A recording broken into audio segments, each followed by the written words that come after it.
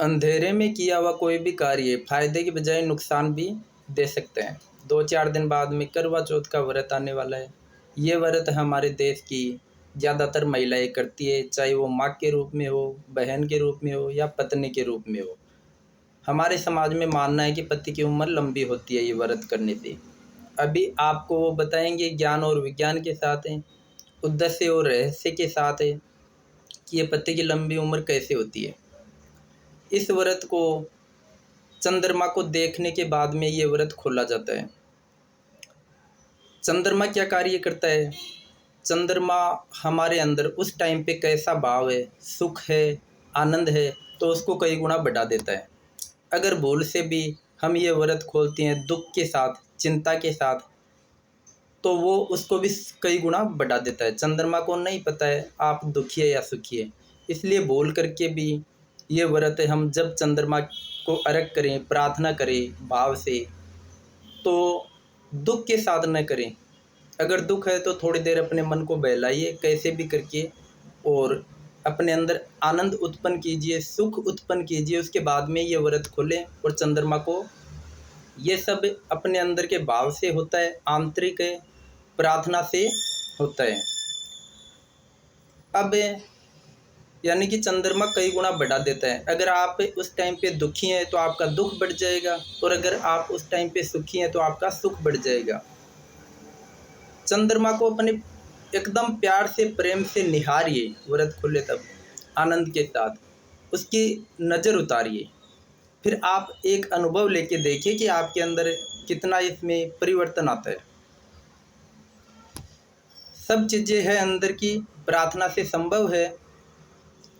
अपना जैसा भाव है वैसा ये काम करती है, लेकिन दुख के साथ ये कार्य न करें। ये कोई ज़रूरी नहीं कि ये सब महिला ही करें, ये पुरुष भी ये कार्य करके देख सकता है। अपने सुखी आनंद जिस समय रहता है, चाहे फिर वो पूर्णिमा का चंद्रमा हो या फिर पूरा जो दिखने वाला चंद्रमा होना चाहिए, फिर अपना भी वो सुख बढ़ा देता है। व्रत करे या न करे वो अलग बात है। अब कोई भी महिला अगर वो सुख आनंद के साथ व्रत खोलती है तो उसका कई गुना सुख बढ़ जाता है, आनंद बढ़ जाता है, और वो कई दिनों तक अगर वो सुख रहेगा, आनंद रहेगा, तो पूरे घर का मैनेजमेंट अच्छे से कर सकता है। क्योंकि उसका खुद का संतुलन रहेगा तो पूरे परिवार का संतुलन बनाए रख सकती है, मैनेजमेंट रख सकती है। और ये शक्ति महिलाओं के अंदर ही है, जो परिवार को संतुलन बनाए रखने के लिए उसके अंदर ये बहुत शक्ति है। गुरुदेव ने भी महिलाओं को बहुत सम्मान दिया है, उनकी शक्ति को जगाने के लिए बार बार प्रयास किया है। और समर्पण परिवार में भी बहुत सी महिलाओं के साथ ये अनुभव भी आया है कि उनके द्वारा बहुत बड़े बड़े अच्छे कार्य हुए हैं उनके परिवारों में। तो हमारे देश में जितने भी त्यौहार हैं, व्रत हैं, ये सब ज्ञान और विज्ञान के साथ जोड़े हुए हैं।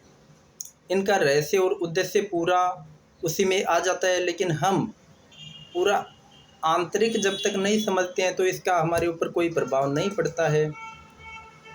हमारे देश के प्राचीन समय से ऋषि मुनियों ने जो भी त्यौहार, व्रत, जो जितने भी हैं, उनको सबको इसी तरह जोड़ा हुआ है कि आदमी समाज में इतना बिजी हो जाएगा कि अगर इन चीज़ों से अगर नहीं जोड़ेंगे तो वो इन चीज़ों को भूल जाएगा, करेगा ही नहीं। लेकिन हम जो भी कार्य करते हैं वो पूरा सोच समझ के करें, समझ के करें, तो उसका फ़ायदा होता है, वरना फ़ायदे की बजाय नुकसान भी हो सकता है। तो हमारी आपसे प्रार्थना है, चाहे वो हमारी माँ के रूप में हो, बहन के रूप में हो, या हमारी पत्नी हो।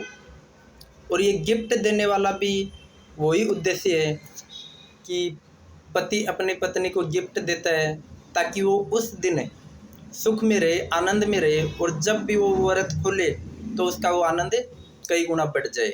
इसलिए गिफ्ट देने की भी परंपरा है।